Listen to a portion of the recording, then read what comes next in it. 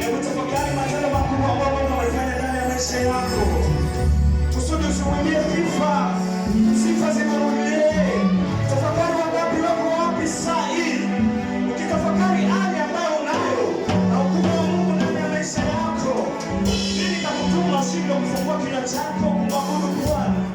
Katika maabudu kuna maswali na majibu. Kuna majibu ambayo Mungu anaendelea kukujibia. Pale unapofungua moyo wako kwa kumwabudu. Napenda maabudu yako yanayo ya tofauti. Napenda ufungue moyo wako tuabudu pamoja. Haleluya.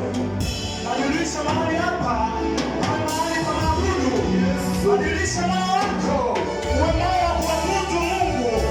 Rudisha Mungu.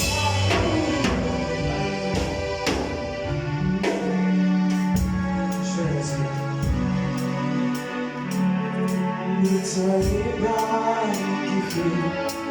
juu mbinguni kwa Baba, wastahili heshima milele. Nitaimba juu mbinguni kwa Baba, wastahili heshima milele. Tunaweza kuimba pamoja.